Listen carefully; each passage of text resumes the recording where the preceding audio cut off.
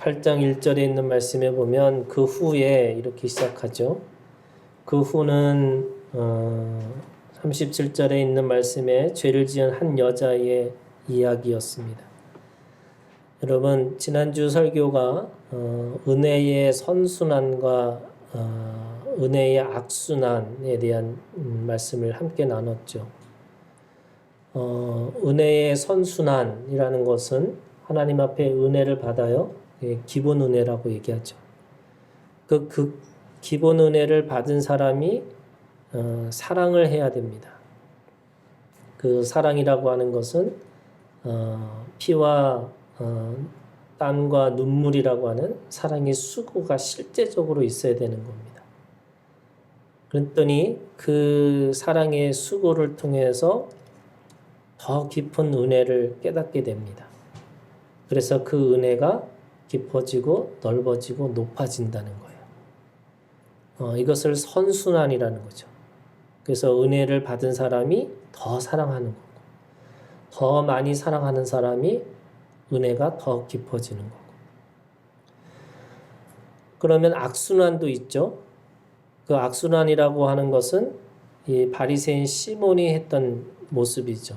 시몬이라는 것은 듣는다, 쉐마 이스라엘 이런 것처럼 들어라 이라는 뜻의 의미가 있죠. 그러니까 듣기만 하는 겁니다. 내가 은혜를 경험했어요, 몸으로. 그리고 그 말씀을 통해서 은혜를 또 새김질합니다. 그러나 사랑을 하지 않는 거죠. 사랑의 수고가 없습니다.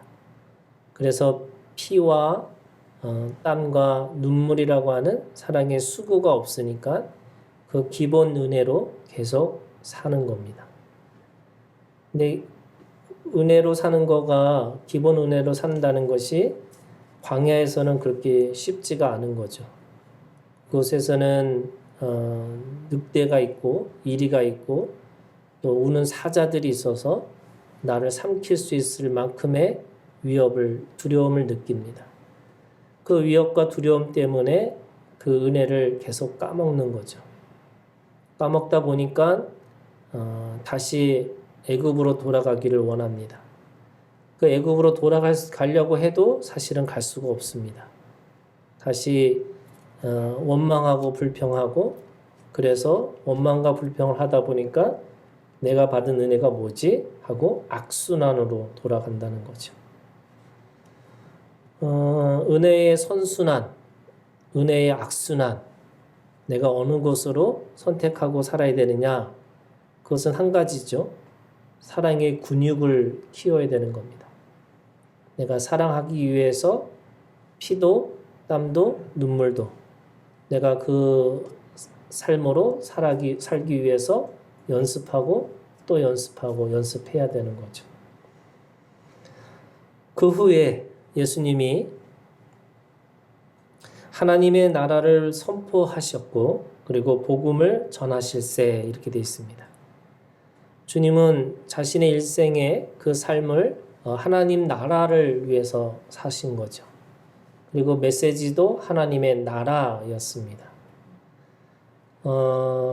예수님의 메시지와 바울의 메시지가 조금 달라요.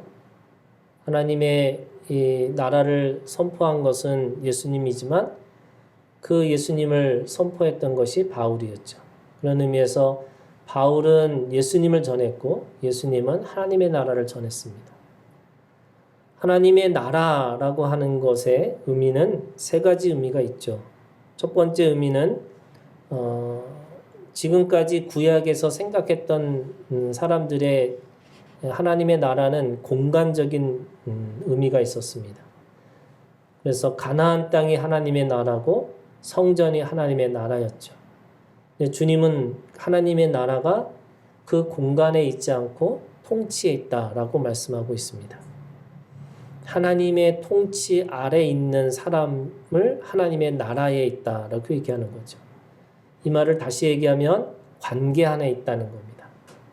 그래서 똑같이 한 사람이 두 사람이 밭에 있다 할지라도 한 사람은 데려가심을 당하고 한 사람은 내버려 두셨다.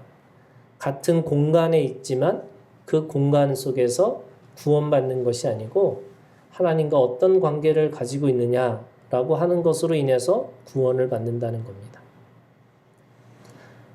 두 번째는 하나님의 나라라고 하는 것은 육적인 회복이라고 생각을 했죠. 그래서 이스라엘 사람들은 로마의 정부로부터 해방되는 것이 진정한 회복이라고 생각을 했습니다. 그러나 주님의 진정한 회복은 육적인 것이 아니라 하늘의 것이 회복되는 것입니다. 하나님이 천지를 창조하셨어요. 그것은 보이지 않는 세계와 보이는 세계를 창조하신 겁니다. 사람에게 위임하셨어요. 그 위임은 보이지 않는 것과 보이는 것에 대한 다스림에 대한 위임이셨습니다.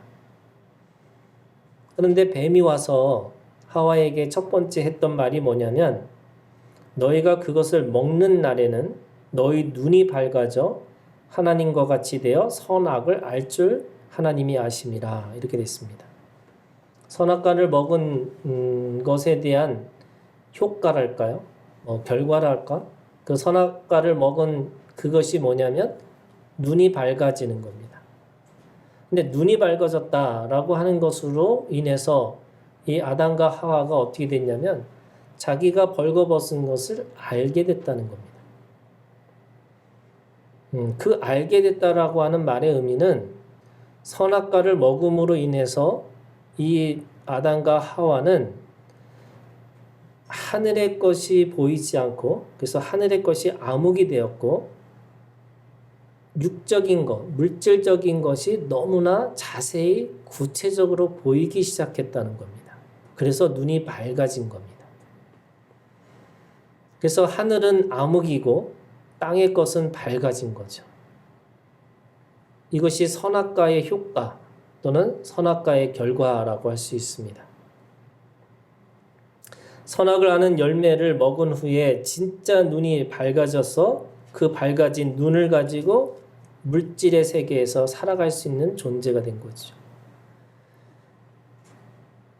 그런 의미에서 주님이 우리 가운데 오셔서 하나님 나라의 복음을 전하셨다라는 말은 육적인 것이 어두워지고 다시 하늘의 것이 열리면 그 하늘의 것이 눈이 밝아져서 이제 물질의 세계가 다시 보이기 시작하는 겁니다.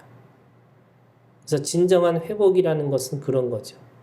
눈이 열리고 귀가 열리고 입이 열려서 하늘의 것과 또 땅에 있는 모든 것들이 이제는 제대로 보이기 시작하는 겁니다.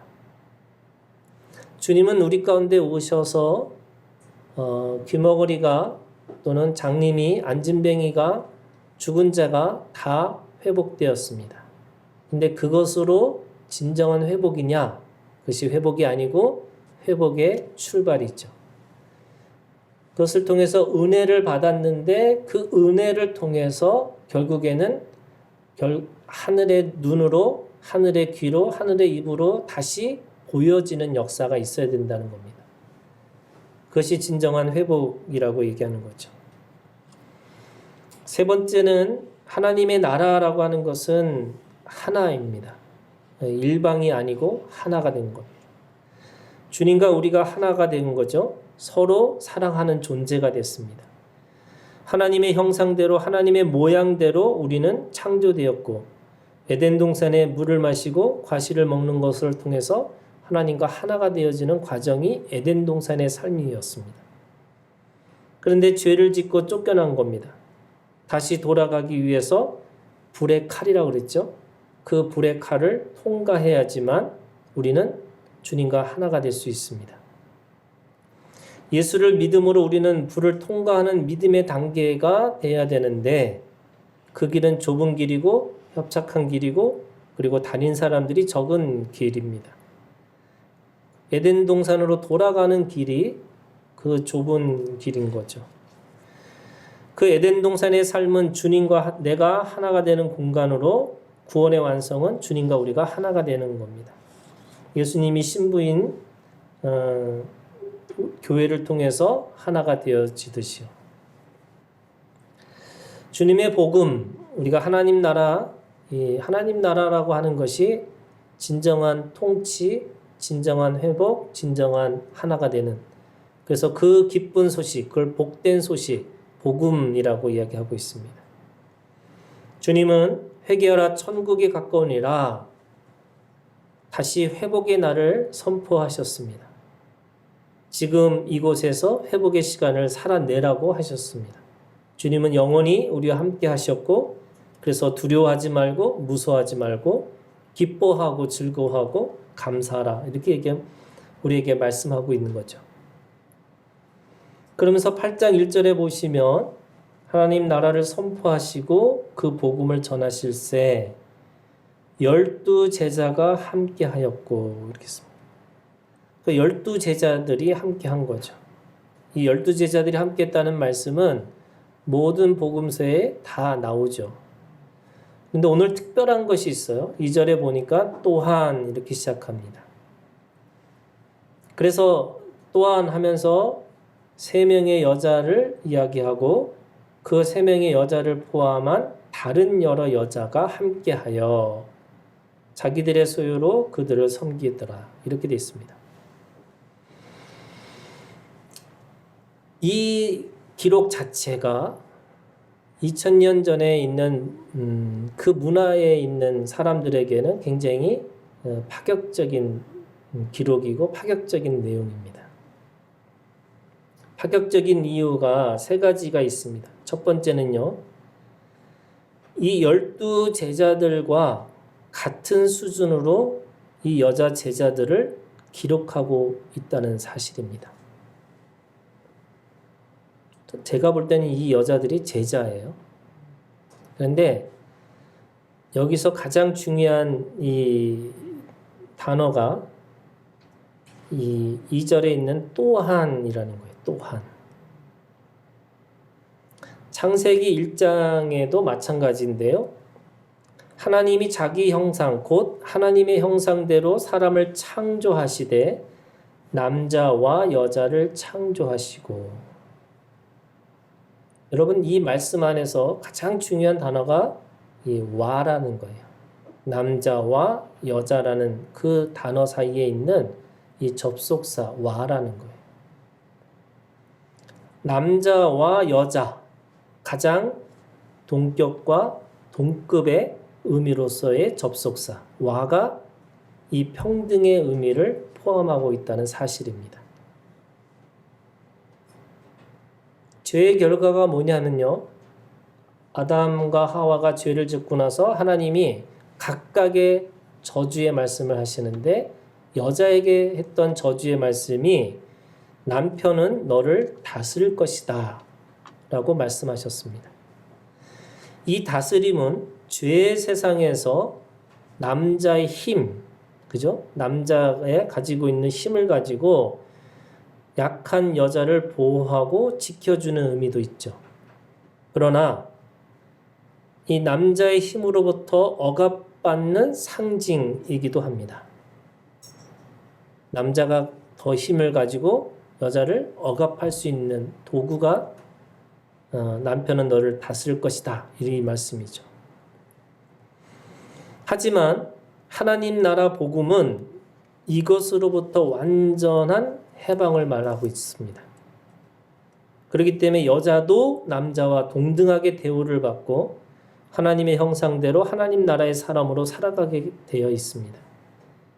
그렇기 때문에 세례 요한이 절대로 꿈꿀 수 없는, 또는 그 당시에 2000년 전의 사람들에게는 절대로 꿈꿀 수 없는 여자 제자들을 세우시고 주님은 그들과 함께 하셨습니다. 아주 보수적인 교단 중에 하나는 여전히 지금도 여자 목사를 세우지 않거든요.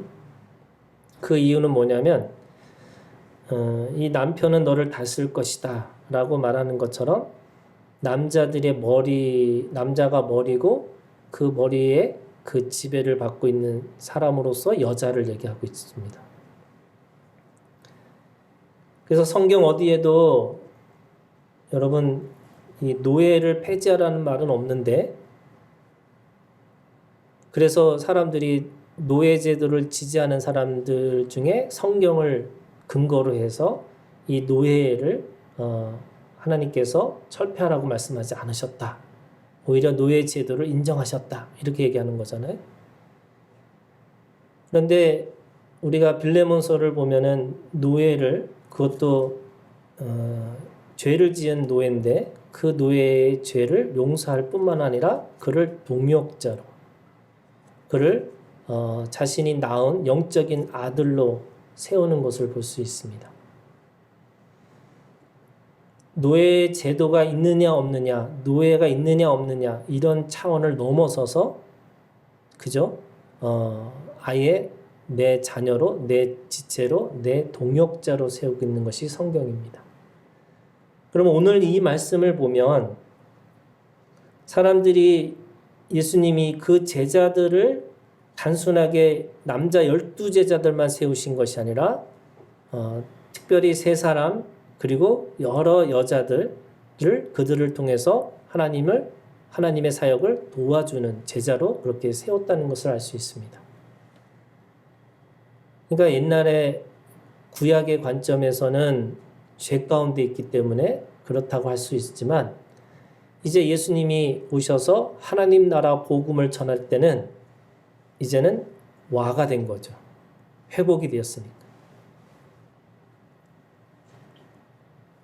전혀 우리한테는 놀라운 일이 아니지만 이게 그 당시의 사람들에게는 굉장히 놀라운 기록이고 말씀입니다.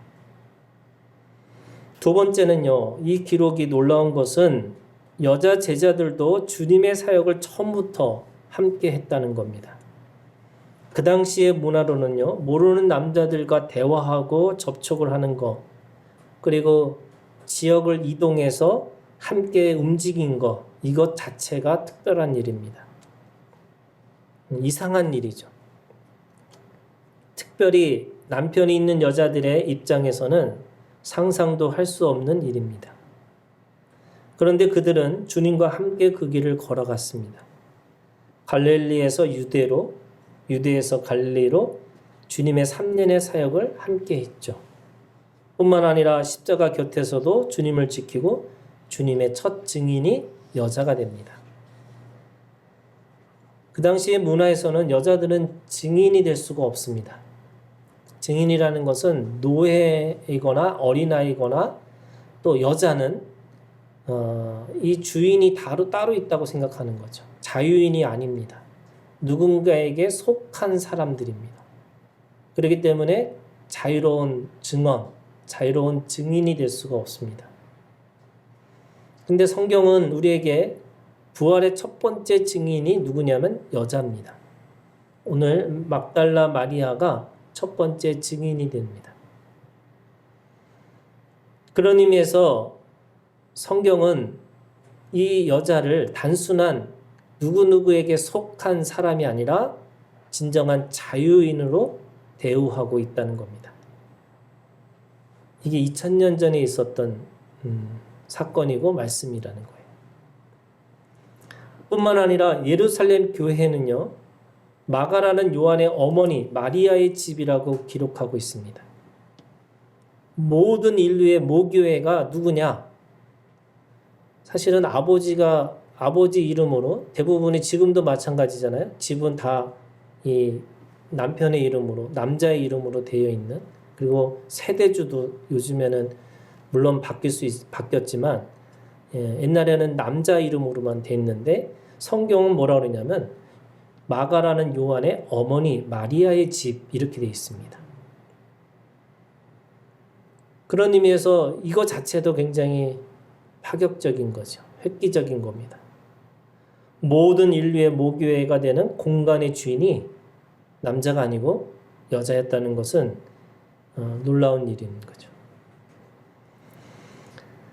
세 번째는 이 기록 자체가 놀라운 것은 오늘 본문처럼 여자 제자들은 수동적인 의미의 추종자들이 아니고 자기들의 소유로 그들을 섬겼다 그러는데 정확하게는 주님을 섬긴 것, 그를 섬겼던 열정의 제자들이었다는 겁니다. 단순하게 쫓아다니면서 그냥 이렇게 구경하는 구경꾼 같은 제자들이 아니라 적극적으로 자신들의 소유를 가지고 그들을 어떻게 보면은 가장 진정한 섬김의 자세로 섬김의 자리에 그렇게 섬기고 있는 사람들이었다는 겁니다. 우리는 지금까지 주님의 사역을 이렇게 앞모습만 보는 거예요. 뭐냐면 12 제자, 특별히 베드로, 야고보, 요한 그 세 사람, 그리고 주님의 그 사역을 통해서 그들을 통해서 나타난 교회의 모습, 이런 것만 생각한 거잖아요. 무대로 말하면 앞에서 공연하고 있는 배우만 보이는 겁니다. 근데 그 공연 뒤에 있었던 조명, 의상, 무대 장치, 이런 사람들이 함께 있었던 건데 그 역할을 했던 사람들이 바로 자기의 소유로 그들을 섬겼던 이 여자 제자들이었습니다. 옛날에 그 교회에서 연극을 3번을 했는데 그 연극 3번을 하는데 다 제가 주인공이었어요. 근데 이제 옛날에는 그 교회에서 이렇게 연극을 하면 주변에 있는 그 학교들이 와서 구경을 합니다. 그 주위에 있는 여고생들이 와서 그 구경을 하는 거죠. 끝나고 나면 다 저랑 같이 빵을 먹기를 원해요. 그래서 제가 가서 빵을 먹어준 거죠. 이렇게 먹어줬습니다. 근데 제 친구 중에 그냥 우락부락하고 그냥 힘이 센 친구가 있어요.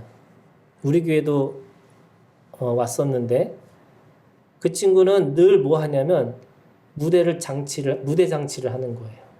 그래서 저희 옛날에 교회에서는 아예 무대 장치를 만들어 가지고 그 판넬을 그냥 무대로 만듭니다. 그리고 만들어 가지고 아주 크게 연극을 1시간 반짜리를 합니다. 그러니까 저는 끝나고 이제 가서 이제 빵 먹으러 빵집에 가면 걔네들은 열심히 이제 그걸 치우는 거죠. 무대 장치를 하고 무대 치웁니다.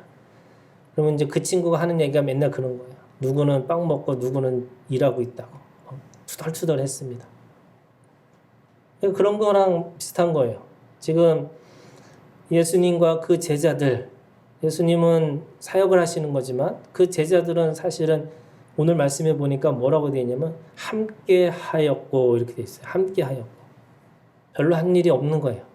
그냥 주님의 말씀에 듣고 주님의 말씀에 대해서 이렇게 반응하고 이런 거밖에 없는 거죠. 그런데 구체적으로 누가 일을 하느냐? 이 여자 제자들이 일을 합니다. 자기들의 소유로 그들을 섬기는 거죠. 오늘 이 섬김이라고 하는 거에 굉장히 중요한 주제가 있는 겁니다. 그 앞에서 일했던 그렇게 보여줬던 사람 말고 뒤에서 그 모든 실제적인 일들을 했던 사람들이 이 3사람을 포함한 여자 제자들이었죠. 우리가 생각해보면 그런 거예요. 여러분 12명에다가 여러 여자들 이렇게 포함하니까 아주 작게는 20명, 또 어떤 사람들은 한 200명 정도가 같이 이렇게 움직였다는 거예요. 베드로의 장모도 같이 움직였다는 얘기도 있고 120명의 문도 또는 500명의 제자들 이렇게 돼 있는 거거든요. 그러니까 120명이든 500명이든 그 한 사람들이 다 움직이려고 생각을 해보면 여러분 계산을 해보세요.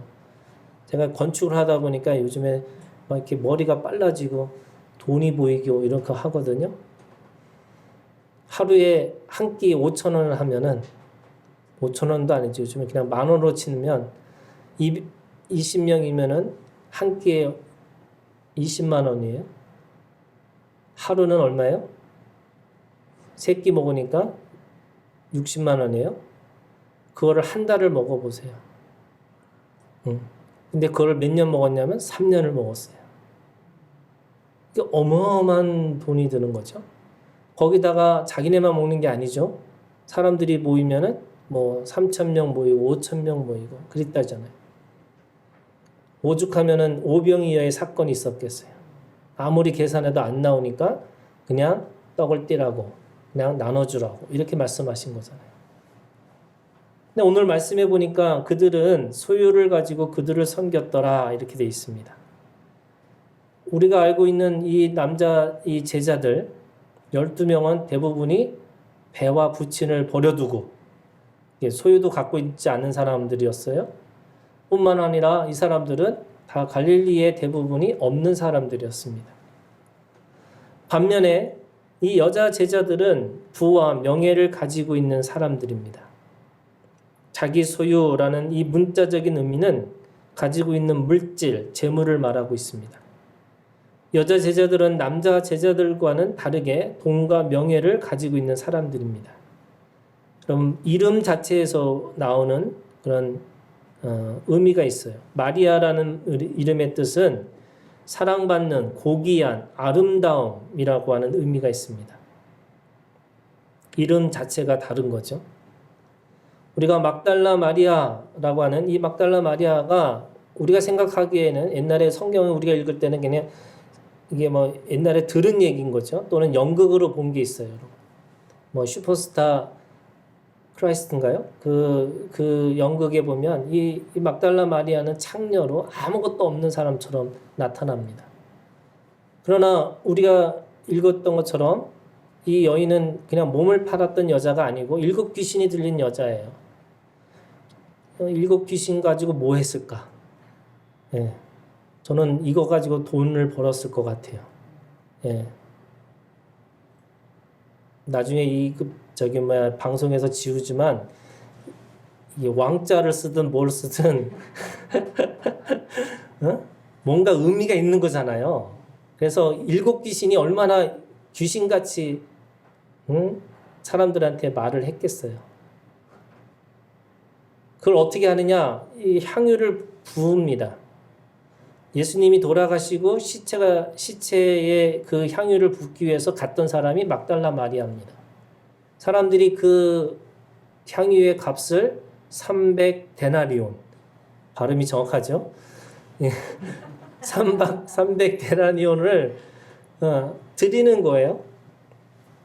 그러면 그게 얼마나 비싼 향유인데요, 그죠?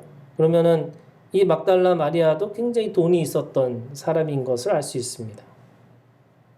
두 번째 여인의 이름은 헤롯의 청지기 구사의 아내 요한나 이렇게 되어 있습니다.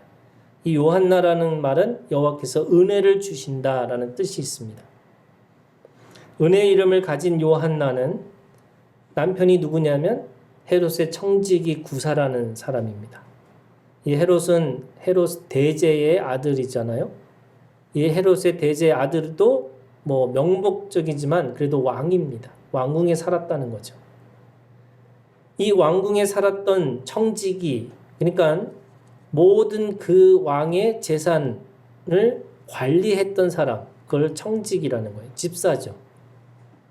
그 집사의 역할을 했던 구사, 이 남편입니다. 그러니까 요한나라고 하는 은혜라고 하는 이름을 가진 이 여인도 그냥 보통 사람이 아닌 거죠. 뭐 귀족은 아니라고 할지라도 대단한 명예와 돈을 가지고 있었던 사람입니다. 그리고 수산나라고 그랬죠. 이 수산나의 이름은 백합이라는 뜻이 있습니다. 백합꽃입니다. 이 백합이라고 하는 말은 순결, 무죄, 순수의 꽃말을 가지고 있습니다. 인격적으로 존귀한 존재임을 알 수 있습니다. 이 이름은 더 이상 성경에는 나오진 않지만 주님은 산상수훈에서 들의 백합화를 봐라 이렇게 얘기하셨죠. 백합화는 솔로몬의 옷보다 더 곱다고 주님은 말씀하셨습니다. 이 여인은 곱고 아름다운 사람이었다는 것을 우리가 알 수 있습니다. 이처럼 그들의 존귀한 지위 또는 그들이 가지고 있는 재력을 자신의 것으로 사용하지 않고 그들은 주님과 그의 제자들을 위해서 기꺼이 하나님 나라 복음을 전하는 일에 사용했다는 겁니다. 당연히 악귀를 쫓아주시고 병고침을 받은 은혜에 보답하는 행동이었습니다. 이것이 우리 지난주에 얘기했던 사랑함이 많음이라고 하는 사랑의 수고 또는 사랑의 근육을 통해서 하나님 앞에 드려지는 삶을 살았다는 것을 알 수 있습니다. 주님의 교회는요, 이처럼 두 종류의 사람들로 구성되어 있습니다. 12 제자들처럼 부르심을 받은 자들과 여자 제자들처럼 은혜를 받은 자들로 구성된 모임이 교회입니다. 그렇기 때문에 헌신하고 봉사하고 사랑하는 공동체가 될 수 있는 거죠. 이 부르심과 은혜를 받은 자들의 특징이 뭐냐면 먼저 주님과 함께 있기를 원하는 겁니다. 그래서 주님과 함께 있기를 원하기 때문에 모여서 함께 예배하고 함께 찬양하고 함께 기도합니다. 그리고 나서 뭐 하느냐? 사실은 하나님 나라를 위해서 섬기는 자들이죠. 저는 하나교회가 너무나 잘 돼서 아주 큰 교회가 됐으면 좋겠다. 이런 마음이 없습니다. 어떤 거냐면 하나교회는 하나님의 나라를 세우는 교회가 되기를 원합니다. 자기 교회, 자기 것을 더 풍성해서 부유해서 그것을 통해서 그러면 어떻게 할 거냐 이게 아니라 이미 오늘 우리 가운데 하나님 앞에 부르심을 받고 은혜를 받은 자이기 때문에 우리의 관심은 주님의 관심처럼 하나님의 나라가 되는 거죠. 그럼 하나님의 나라가 뭐예요? 하나님의 통치와 하나님의 회복과 하나님의 하나됨을 끊임없이 우리가 그 안에서 추구하고 살아가는 겁니다. 저는 그것이 하나교회의 모습이 되기를 내가 주님 앞에 기도하고 그렇게 나아가기를 원합니다. 그러면 그런 부르심을 받고 은혜를 받은 사람들이 결국 무엇을 하느냐면 섬기는 도구로 소유를 물려받은 자들이기 때문에 그 소유를 통해서 섬기는 자들입니다. 은혜를 받은 자는요, 주는 자입니다. 그래서 진짜 은혜를 받았는지 안 받았는지 어떻게 하느냐? 저 사람이 주는 삶으로 사느냐? 아니면 늘 받기를 원하는 삶으로 사느냐? 저는 그것이 다르다고 생각해요. 은혜를 받았어요. 그 은혜 받음이 주는 시작이 되는 거죠. 주는 힘이 되는 거예요.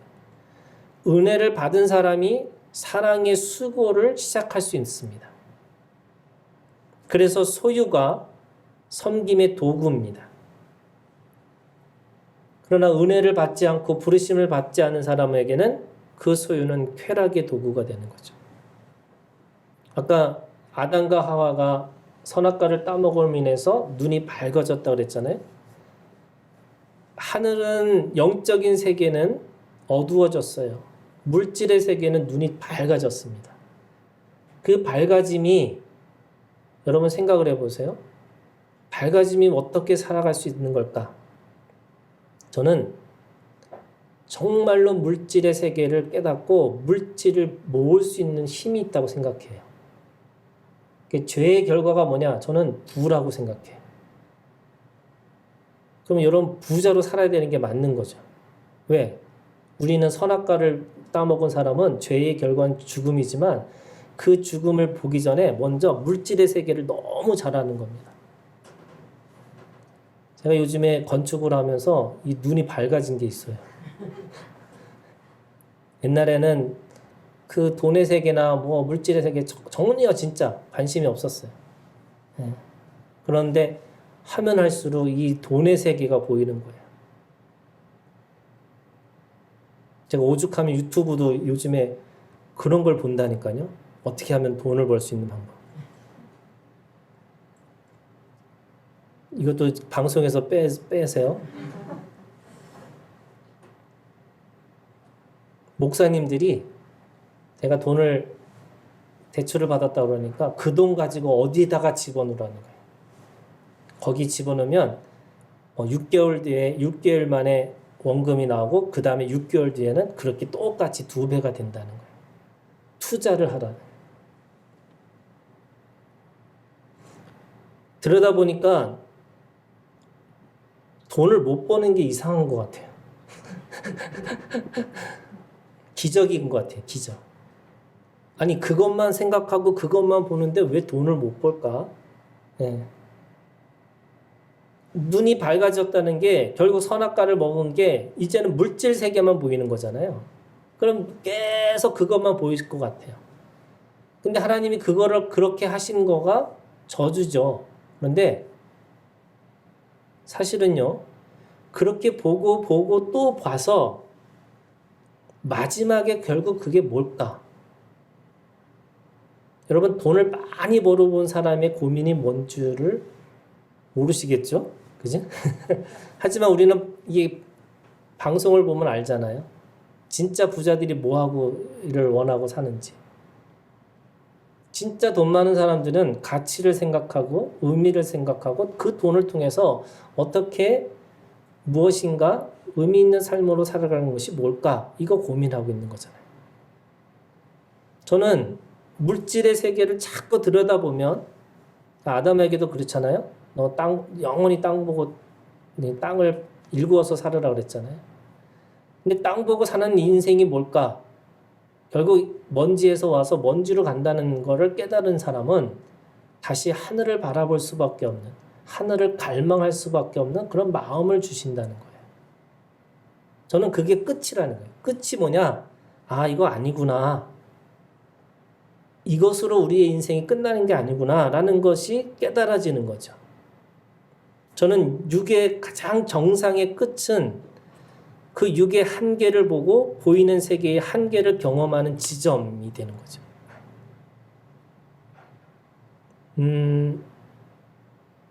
그 지식인의 변명이라는 책이 있어요. 지식인의 변명이 뭐냐면 이 지식인이 되기 위해서 끊임없이 경쟁에서 올라가는 거예요. 그래서 정상에 올라갔습니다. 근데 정상에 올라가서 지식인이 해야 될 일이 뭘까를 보니까 누군가를 위해서 섬기는 일을 해야 된다는 거예요. 근데 자기의 뒤의 삶을 들여다보니까 끊임없이 경쟁하고 산 삶이에요. 그러니까 지식인의 딜레마죠. 내가 배운 것이 누군가를 끊임없이 이겨서 올라가서 내가 지식인이 됐는데 그 지식인의 가장 중요한 일이 뭐냐면 누군가를 섬기는 거죠. 그래서 내가 가지고 있는 변명이 있는 거예요. 내가 살았던 삶과 내가 해야 될 일이 부딪히는 거죠. 저는 신앙도 마찬가지라 생각해요. 신앙이 우리가 가지고 있는 이 영적인 세계를 처음부터 영적인 세계를 보는 게 아닙니다. 내가 최선을 다해서 육적인 삶을 살다 보니까 어느 순간에 그 끝이 무엇인지를 깨닫게 되는 거죠. 그 깨달음이 내 눈을 들어서 하늘을 보게 되는 거고 그 깨달음이 내가 죽어서 거듭나야 된다라고 하는 거듭남의 고백이 되는 거죠. 그러면 어떻게 되느냐? 여러분, 베드로가 먹고 살기 위해서 소유한 고기를 잡는 기술이 있었어요. 근데 이제는 그 기술이 사람을 낚는 능력이 됩니다.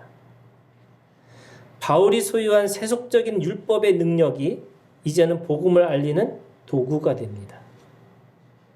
오늘 말씀에 이 누가복음은 누가가 쓴 거예요. 그럼 누가는 의사잖아요. 여러분, 의사는 과학적인 아주 실제적인 사람입니다. 그런데 그 과학과 실제가 나쁜 것이 아니라 그 소유를 가지고 예수 그리스도의 사실과 내력과 근원으로부터 다시 기록하는 사람이 됩니다.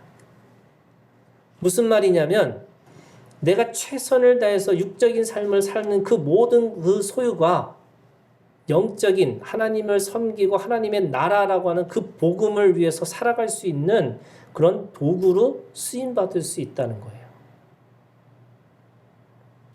이처럼 그들의 존귀한 지위와 재력을 자신의 것으로 사용하지 않는 그들의 그 삶으로 사실은 하나님이 섬기는 능력을 그들에게 주신 거죠. 그러면 물질의 소유와 근원과 이유를 우리가 분명하게 알아야 됩니다. 자, 여러분 신명기를 가서 보세요. 여러분이 신명기 말씀 너무나 잘 알고 있는 말씀이죠. 신명기 6장 10절 11절 이 말씀은요. 저희 하나교회를 제가 2004년 9월에 시작했거든요. 2004년 9월에 교회가 뭘까? 교회도 생명이더라고요. 교회는 그냥 조직이 아니고 생명이에요. 그런데 그 생명에게 주신 말씀이 뭘까? 하나교회라는 이름을 가지고 내가 교회를 시작하는 건데 이 교회를 시작하면서 하나님이 주신 이 말씀이 뭘까를 생각했어요. 예를 들면 순복음교회도 삼박자 복음이라고 그랬잖아요. 그 복음을 통해서 그 말씀을 뭐 어떻게 해석하든 그 말씀을 통해서 사람들이 모이고 사람들이 그 안에서 살아낸 거죠. 그럼 하나교회 사람들에게 주시는 지금 있는 사람 또는 앞으로 올 사람 계속 하나교회를 통해서 하나님이 하나님의 나라의 복음을 전하기 위해서 그 하나님께서 주신 말씀이 뭡니까? 라고 기도하면서 제가 이제 말씀을 읽다가 신명기 6장 10절 11절을 저한테 주신 말씀이에요. 이 말씀은 하나교회 말씀이고 오늘 우리 공동체에 주신 말씀입니다. 이 말씀에는 4가지 복이 있습니다. 4가지 복인데 10절의 끝에 보면 이렇게 되어 있습니다. 네가 건축하지 아니한 크고 아름다운 성읍을 얻게 하시며 네가 채우지 아니한 아름다운 물건이 가득한 집을 얻게 하시며 네가 파지 아니한 우물을 차지하게 하시며 네가 심지 아니한 포도원과 감람나무를 차지하게 하사. 이렇게 되어 있어요. 4가지죠. 건축하지 아니한 성읍, 채우지 아니한 아름다운 물건이 가득한 집, 파지 않은 우물, 심지 않은 열매들을 네가 먹고 배부를 것이다. 여기서 아멘이 나와야 되는데 요 4가지 복이 있어요, 여러분. 여기에 들어오는 자와 나가는 자들이 이 복 가운데 있을 거예요. 근데 이거를 예수님의 산상수훈에서 8복으로 말씀하세요. 오늘 이 신명기는 4복이지만 예수님은 이것을 4복으로 말씀하세요. 근데 여러분 이 말씀을 어떻게 이 사람들이 받은 거예요? 이 복을? 10절에 있는 말씀에 보면 네 하나님 여호와께서 네 조상 아브라함과 이삭과 야곱을 향하여 네게 주리라 맹세하신 땅으로 너를 들어가게 하시고 너를 들어가게 하셨어요. 이스라엘 백성들이 아브라함을 통해서 이삭을 통해서 야곱을 통해서 그리고 요셉을 통해서 결국 모세를 통해서 하나님께서 일을 하셨는데 그 모세를 통해서 하신 일이 홍해를 건널 때 어떻게 하냐면 너는 가만히 있으라는 거예요. 그랬더니 하나님이 어떻게 해요? 물을 가르셨어요. 양쪽으로 이렇게 가르신 거예요. 그냥 지나가는 거예요. 너는 가만히 있어. 하나님이 어떻게 하시는지를 보라는 거예요. 그래서 그 사람들이 했던 게 뭐냐면 가만히 있는 거였어요. 근데 가만히 있는 게 얼마나 어려운 거냐면 뒤에서 애굽의 군대가 막 쫓아오고 있어요. 앞에는 홍해가 있는 거죠. 이 진퇴양난입니다. 그런데 그 상황에서 너 가만히 있어. 가만히 있었어요. 그랬더니 물이 갈라집니다. 건너갔습니다. 광야를 건넜을 때 그 광야를 건널 때도 구름 기둥과 불 기둥으로 인도하는 대로 쫓아간 거예요. 낮에는 구름 기둥, 밤에는 불 기둥. 왜냐하면 밤이 바뀌면 안 되는 거잖아요. 그래서 그거 바뀌는 대로 이렇게 쫓아간 거예요. 요단강을 건너야 되는데 요단강을 어떻게 건너냐? 제사장과 법궤를 진 그 사람들이 발을 물에다가 잠그라고 그랬어요. 물에 잠그면 흐르는 물이 멈추는 거예요. 그래서 그렇게 물에 잠갔더니 물이 흐르는 게 막혀서 지나간 다음에 다시 물이 흘렀더라. 이렇게 되는 거죠. 여리고성은 어떻게 했냐면 하루에 한 바퀴 그리고 7째 날 마지막 날 7바퀴를 돌고 나팔을 불고 소리를 치라는 거죠. 그랬더니 이겼어요. 그리고 가나안 땅에서 전쟁은 하나님의 전쟁, 이스라엘의 전쟁이 아니라 하나님의 전쟁이라고 하셨고 그 하나님의 이름을 가지고 싸웠어요. 그랬더니 이 4가지 복이 있다는 거예요. 그럼 이 4가지 복은 어떤 복이냐면 하나님의 말씀대로 반응하고 하나님의 말씀에 순종했더니 들어지는 복이었어요. 그럼 이 복은 자신들이 한 게 있어요, 없어요? 없어요. 없다는 거를 빨리 아셔야 돼요. 이건 교회만이 아니고요. 모든 우리가 가지고 있는 직장에서 내가 일하는 거, 내가 가지고 있는 가정 다 포함하는 거죠. 하나님의 나라는 통치라고 그랬잖아요. 공간이 아니에요. 지금까지 제가 설교를 10절, 11절만 했어요. 왜냐하면 일단 받아야 되니까. 자, 오늘은 하나 더 나가는 거예요. 12절부터 15절이 사실은 이 말씀의 핵심이에요. 무슨 말이냐? 여러분, 자기 소유, 자기가 일하고 자기가 뭔가 애썼기 때문에 그 자기 소유를 섬기는 걸로 쓰는 게 너무 힘든 거예요. 그런데 왜 이 여인들은, 이 여자, 이 제자들은 그걸 기꺼이 사용할 수 있었을까? 지금 이 네 가지 복을 하나님이 주신 걸로 은혜를 받고 나니까 그게 다시 이해가 되고 해석이 됐어요. 그런데 그때 왜 사람들은 똑같이 이 여자 제자들처럼 못할까? 그것이 12절부터 15절에 그렇게 하지 못하는 사람들의 모습을 가지고 하나님이 미리 경고하셔요. 첫 번째 뭐 하라고 그래요? 너는 조심하여. 너 조심하라는 거예요. 이게 조심하라는 말이 무슨 뜻일까? 저는요, 사실은 며칠 전에 제가 설교하면서 했던 말씀이 뭐였냐면, 여호수아와 갈렙이 1세대였어요. 광야에 살았던 사람들이 2세대예요. 그 가나안 땅에서 살았던 3세대가 있는데 1세대와 2세대들이 죽고 나니까 3세대들이 하나님을 알지 못하고 하나님의 일을 기억하지 못하더라는 거예요. 하나님의 일을 잊어버린 거죠. 저는 이제 생각해 본 거예요. 왜 여호수아와 왜 갈렙이 그렇게 믿음이 좋은 사람들이 또는 광야에서 살았던 사람들이 왜 다음 세대를 만들지 못하고 왜 다른 세대를 만들었을까? 양육에 문제가 있는 거잖아요. 이 애들이 워낙 처음부터 애들이 믿음이 없어가지고 얘네들은 아무리 가르쳐줘도 안 돼. 그런 게 아니고 위에 있는 사람들이 그걸 가르쳐줘야 되는 건데 그걸 못 가르쳐준 거예요. 그래서 다른 세대가 된 거잖아요. 저는 이게 저한테 늘 숙제가 있었어요. 며칠 동안 왜 여호수아와 왜 갈렙이 그걸 못했을까? 왜 광야의 세대들이 왜 그걸 못했을까? 조심하지 않았기 때문에 그렇다는 거예요. 왜 조심하라는 이 말이 이게 무슨 뜻일까? 다 자기가 한 거예요. 다 자기가 한 거예요. 이 한국교회도 똑같아요, 여러분. 한국교회도 지금 어마어마하게 세계에서 최고로 큰 교회 하면 7개가 있다, 6개가 있다, 이렇게 얘기하잖아요. 근데 거기에 여러분 하나님이 살아 계실까요? 다 누가 있어요? 목사님만 있어요. 이야, 세계에서 최고의 목사님. 그분이 아니었으면 못했을 거라고.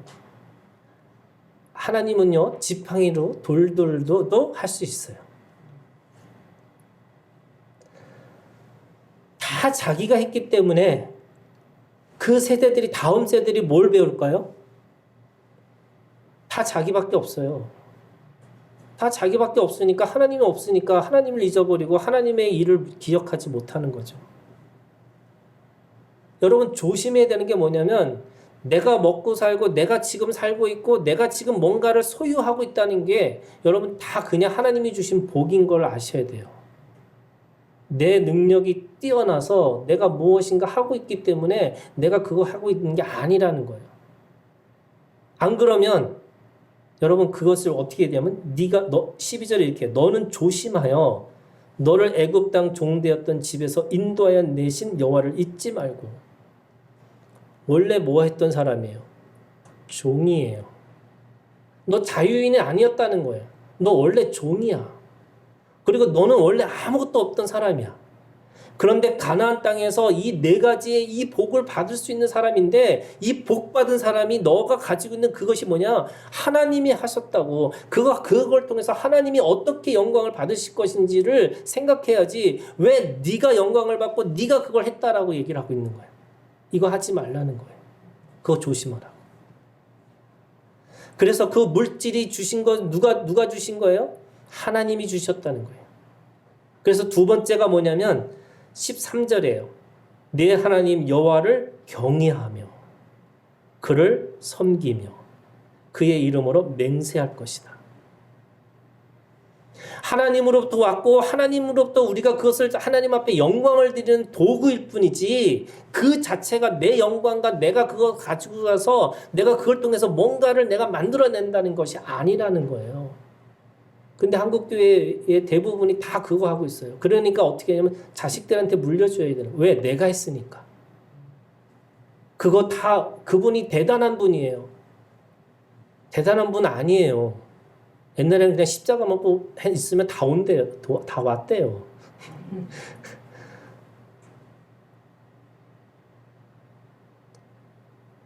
그럼 또 없는 사람은 어떻게 돼요? 없는 목사님들은 좌절하는 거예요. 내가 왜 저분은 저렇게 성공하는데 왜 나는 왜 못할까?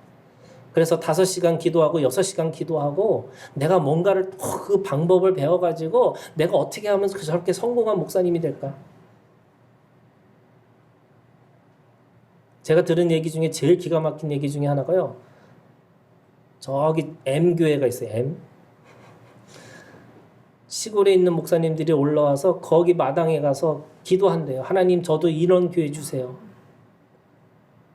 뭐냐면 가진 사람은 자기의 능력을 가지고 성공했다고 생각하고 없는 사람들은 왜 나는 없을까? 왜 내 능력을 더 키워야 되지 않을까? 그거 고민하고 사는 거예요. 그러니까 교회가 그런 얘기를 막 계속 하다 보니까 다음 세대에 대한 관심도 없고 다음 세대에 대한 사람들에 대해서 신앙의 고백이 없어요. 그러니까 그 사람들이 뭘 배워요? 다른 세대 배우는 거죠. 두 번째가 그거예요. 여러분 하나님 여호와를 경외하라는 거예요. 그를 섬기고 그의 이름으로 맹세하라는 거예요. 하나님께서 주신 약속을 가지고 맹세하는 거죠. 하나님이 그렇게 하셨기 때문에 그렇게 또한 우리가 주님 앞에 섬김을 통해서 하나님이 우리에게 주신 소유를 가지고 하나님을 섬기는 거고 하나님 앞에 그 일을 감당하겠노라고 그렇게 살아가는 거예요.